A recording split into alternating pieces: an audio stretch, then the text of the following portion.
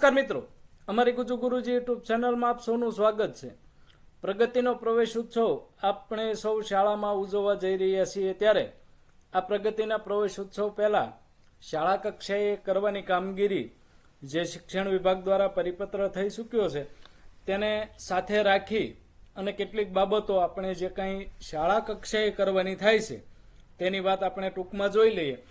તો સૌપ્રથમ આપણે પ્રવેશપાત્ર બાળકોનો પ્રી એનરોલમેન્ટ સર્વે જે આમ તો વેકેશન પહેલાં કર્યો જ હશે તેવા તમામ બાળકોનું શાળામાં નામાંકન થાય તેવા પ્રયત્નો કરવાના રહેશે। એટલે કે પ્રી એનરોલમેન્ટ સર્વેમાં આપણે 12 બાળકો બતાવ્યા હોય તો આ 12 બાળકો આપણી શાળામાં પ્રવેશ મેળવે અથવા તો અન્ય શાળામાં ક્યાં પ્રવેશ મેળવ્યો તેવા પ્રયત્નો કરવાના રહેશે, જેથી કરીને કોઈ બાળક છે એ પ્રવેશથી વંચિત ના રહે।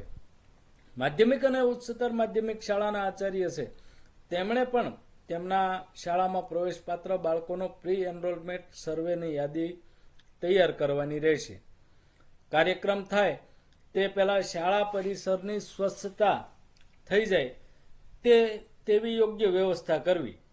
આ એક ખાસ અગત્યનો મુદ્દો છે કે આપણા પરિસરમાં જ્યારે કોઈ આવતું હોય ત્યારે શાળા પરિસર મહેમાન કે અન્ય અધિકારી આવે તે પહેલાં સ્વચ્છ થઈ ગયેલું હોય તેવી વ્યવસ્થા છે એ સ્થાનિક કક્ષાએ ગોઠવવી જરૂરી છે।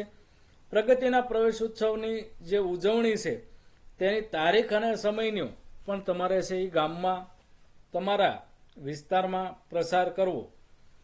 વાલીઓ અને ગ્રામજનોને આ કાર્યક્રમમાં આમંત્રણ આપવું અને નામાંકન અને પ્રવેશ ઉત્સવ કાર્યક્રમમાં તેમનો સહયોગ લેવો। શાળામાં નામાંકન અને પ્રવેશ ઉત્સવ આ સમગ્ર આયોજન છે એ શાળા વ્યવસ્થાપન સમિતિ એટલે કે આપણી જે શાળાની એસએમસી સમિતિ છે અથવા તો શાળા વ્યવસ્થાપન અને વિકાસ સમિતિ હાઈસ્કૂલ માટે લાગુ પડે છે તેમને સંકલનમાં રાખી અને કરવાની રહેશે। આ ખાસ પ્રવેશપાત્ર જે બાળકો છે, નામાંકન ધરાવતા બાળકો છે તેની વાત પરિપત્રમાં આપણે સૌને કરવામાં આવી હતી। આગળ જોઈએ તો જ્યારે અધિકારી આપણી શાળામાં આવે છે ત્યારે પ્રવેશોત્સવ સમયે આપણે કઈ બાબતોનું ધ્યાન રાખવું તો તેનો પણ પરિપત્રમાં આપણને જે વિસ્તૃત માહિતી આપવામાં આવી છે તેના આધારે તેની સમજૂતી મેળવીએ તો વર્ષ 2026-27 માટે જે પ્રગતિનો પ્રવેશ ઉત્સવ છે તે માટે થઈને અહીં જે કંઈ કાર્યવાહી કરવાની બાબતો છે તેમાં નવા શૈક્ષણિક વર્ષની પાત્રતા ધરાવતા બાળકોને અહીં જે ક્રમ આપ્યા છે તે મુજબ પ્રવેશ આપવો। ઘણી વખત એવું થાય કે કાર્યક્રમમાં પહેલાં મોટા બાળકોને પ્રવેશ આપી દેતા હોય, નાના બાળકો રહી જતા હોય। અમુક પ્રોટોકોલ છે એ પણ જાળવવો ખાસ જરૂરી છે અને એના માટે થઈને આજે આપણે વિડીયો દ્વારા ફરી વખત પરિપત્રની માહિતીને દોહરાવવાનો પ્રયત્ન કરીએ છીએ। જેમ કે પાત્રતા ધરાવતા તમામ આંગણવાડી વાળા બાળકોનું નામાંકન, સૌપ્રથમ તમારી સાથે આંગણવાડીના બાળકોનો પણ પ્રવેશ કરાવવાનો છે ત્યારે આપણે છે એ સૌપ્રથમ આંગણવાડીના બાળકોનું નામાંકન, ત્યારબાદ પાત્રતા ધરાવતા તમામ એટલે કે 100% બાળકોને બાલવાટિકામાં નામાંકન કરાવવાનું અને ધોરણ 1માં કોઈ હોય તો તેવા બાળકોનું નામાંકન કરવાનું રહેશે। ત્યારબાદ માધ્યમિક અને ઉચ્ચતર માધ્યમિક માટે ધોરણ 9 અને 11ના વિદ્યાર્થીઓને પ્રવેશ કરાવવાનો રહેશે। ધોરણ 1માં પ્રવેશ પામતા વિદ્યાર્થીઓ માટે વિદ્યા પ્રવેશ કાર્યક્રમનો શુભારંભ કરવાનો રહેશે। જે વિસ્તારમાં ઉચ્ચ પ્રાથમિકના વર્ગો ના હોય, અમુક વાડી શાળા કે ફળિયા શાળા એવી હશે કે જે 1 થી 5 ધોરણ ચાલતા હોય તો તેવા બાળકો માટે ધોરણ 8 પાસ થાય અને ધોરણ આગળ 10 પાસ થાય તેવા પ્રયત્નો પણ કરવાના રહેશે। જે વિસ્તારમાં દીકરીઓનું નામાંકન ઓછું હોય તેવા વિસ્તારો અલગ તારવી અને તેવા વિસ્તારોમાં વધુમાં વધુ નામાંકન થાય તેવા પ્રયત્નો પણ કરવા જણાવવામાં આવેલું છે।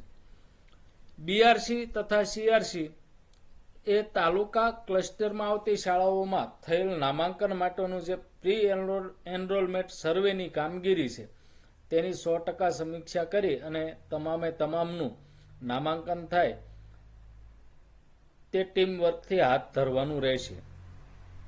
વિદ્યાર્થીઓને પાઠ્યપુસ્તક સમયસર મળી જાય તેવી વ્યવસ્થા કરવી. ખાસ અગત્યનું તમામ શિક્ષક મિત્રો અને આચાર્ય મિત્રો માટે કે પાઠ્યપુસ્તક જેટલા આપણી શાળામાં આવી ગયા છે તે પ્રવેશ ઉત્સવ પહેલા બાળકોને વિતરણ થઈ જાય તે આપણે સૌએ જોવાનું રહેશે.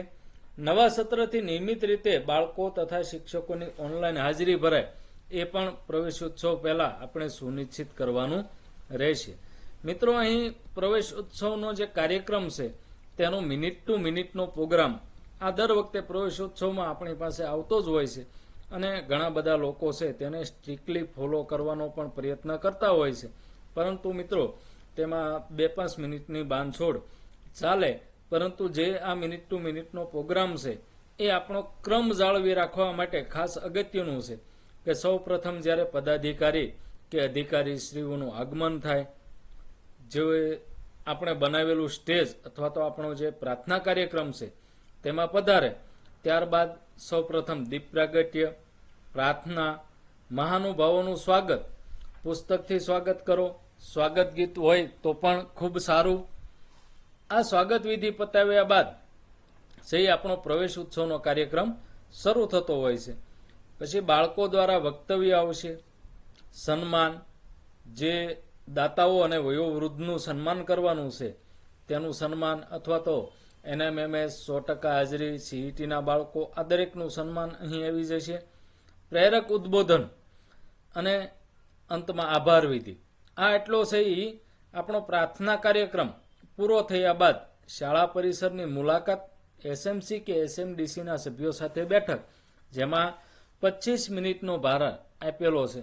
એટલે ખાસ કરીને આપણે આપણા SMCના સભ્યોને હાજર રાખવા, જેમની સાથે આવેલ અધિકારી કે પદાધિકારી છે એ એક બેઠક કરે અને અંતમાં છે એ વૃક્ષારોપણ કરવું.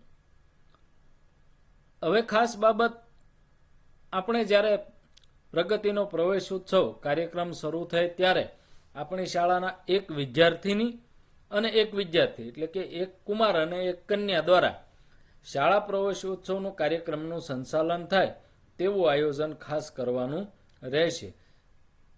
પ્રગતિના પ્રવેશ ઉત્સવ કાર્યક્રમ દરમિયાન ઉપસ્થિત થનાર જે કોઈ પદાધિકારી કે અધિકારી છે, વાલીઓ છે, ગ્રામજનો છે અને શિક્ષણ વિભાગને તમામ યોજનાથી અવગત કરવા અને તે અંગેની સ્પીચનો ડ્રાફ્ટ તૈયાર કરી અને પૂરો પાડવાનો રહેશે.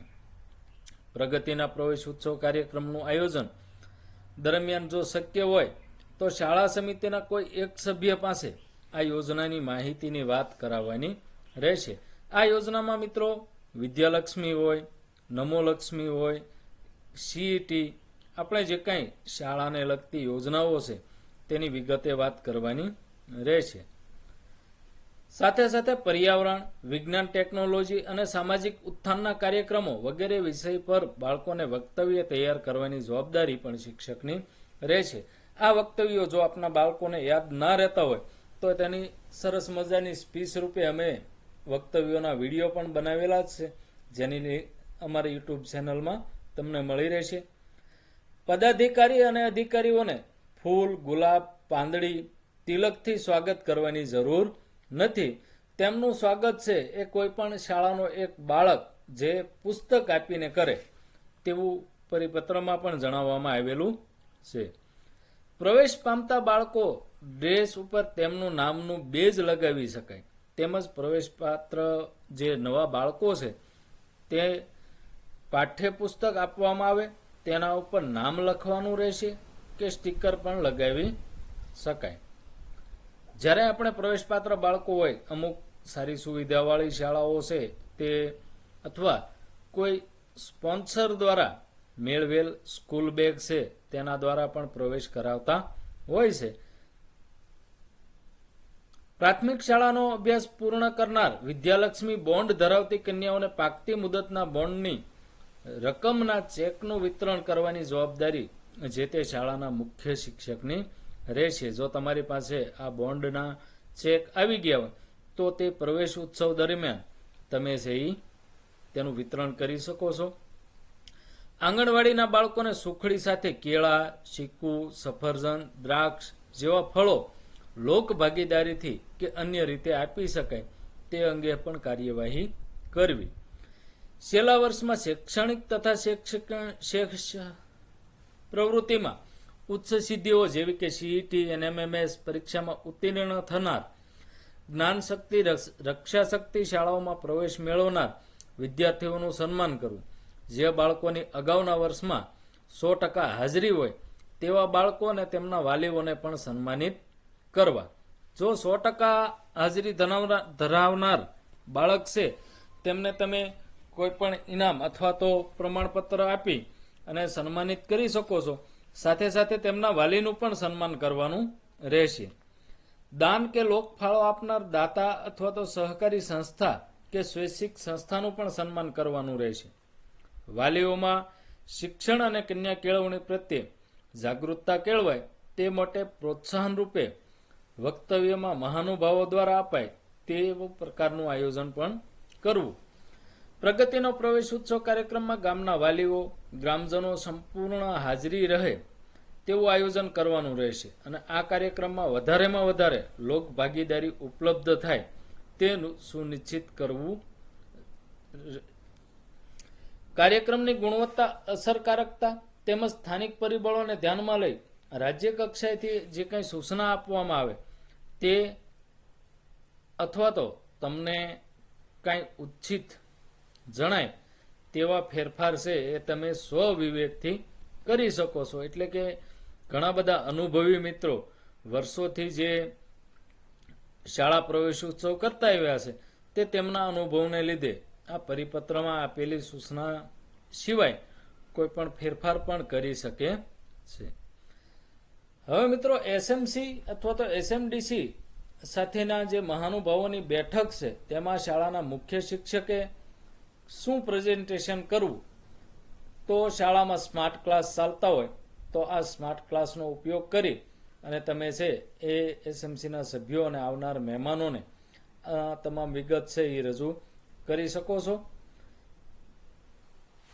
સાથે સાથે પ્રવેશ ઉત્સવ પૂર્ણ થયા બાદ આપણે છે એ પ્રી એનરોલમેન્ટ સર્વે છે તેમાં કોઈ નામાંકન બાકી નથી રહી જતું ને. ખાસ પ્રવેશ ઉત્સવનો મુખ્ય હેતુ મિત્રો આપણો છે એ બાળકોનું નામાંકન રહેશે અને આ પ્રક્રિયા છે એ CRS ડેટાબેઝમાં નોંધાયેલ સરનામા પરથી પણ તમે સ્થળાંતરિત થઈને આપના વિસ્તારમાં આવેલ બાળકોની યાદી જોઈ શકો છો.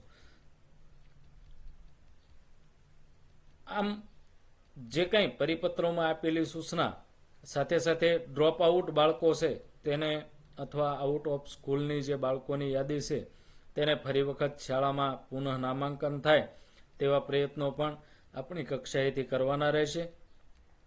મિત્રો આવનાર અધિકારી છે એ એમને એક કીટ આપવામાં આવે છે શાળા કક્ષાએથી. તે કીટમાં શું લઈને આવશે, એમની પાસે કઈ માહિતી પહેલેથી હશે જ તેની માહિતી પણ અમે આગળના વિડીયોમાં મૂકશું. તો આવી શાળા ઉપયોગી અને શૈક્ષણિક માહિતી માટે અમારી સાથે જોડાયેલા રહેવા બદલ આપ સૌનો ખૂબ ખૂબ આભાર.